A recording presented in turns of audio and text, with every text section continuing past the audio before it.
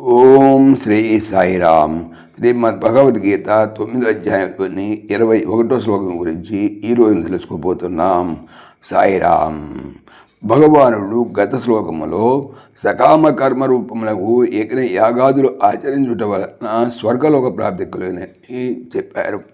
అయితే ఈరోజు తెలుసుకునేటువంటి 21వ శ్లోకంలో తే తత్వం భుక్త్వా స్వర్గలోకం విశాలం క్షీణే పుణ్యే మత్యలోకం విశంతి ఏవం త్రయీ ధర్మమను ప్రపన్నా గతం కామకామా లభంతే.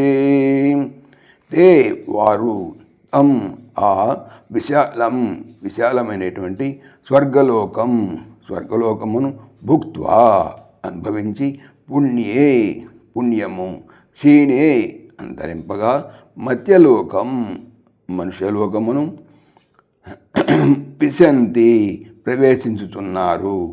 ఏవం ఈ ప్రకారముగా త్రయీ ధర్మం వేదోక్త ధర్మమును అనగా కర్మమును అనుప్రపన్నా అనుష్ఠించువారైన కామకామాహ కామాభిలాషులు అనగా విషయేచ్ఛ కలవారు గతాగతం రాకపోకడలను అనగా జనన మరణములను లభంతే పొందుతున్నారు.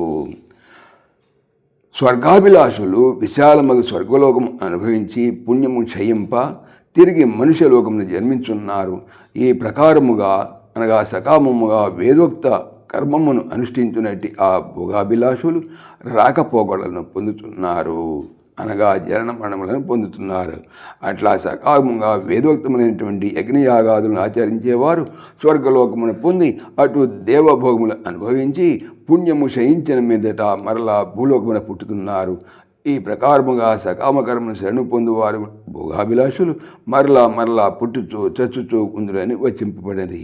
పుణ్యము కానీ పాపము కానీ అనుభవించిన కొలది క్షయించుచుండను. దీన్ని బట్టి ఆ స్వర్గాది లోకమునందు జీవునకు శాశ్వత స్థితి కలుగనేరని స్పష్టమవుతున్నది. సాయిరామ్. జై శ్రీకృష్ణ. ఈ ఛానల్ సంబంధించిన పూర్తి వివరణ డిస్క్రిప్షన్లో చూడవచ్చును. జై శ్రీకృష్ణ.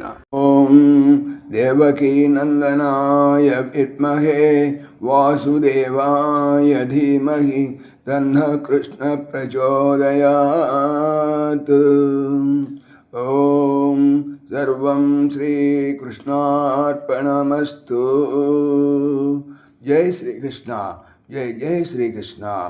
ఆత్మీయులకు మనవి, ఈ ఛానల్తో పాటుగా భగవానుడు అనంత మహిమల శ్రీ సత్యసాయి అనేటువంటి మరొక ఛానల్ను నా చేత చేయిస్తున్నారు.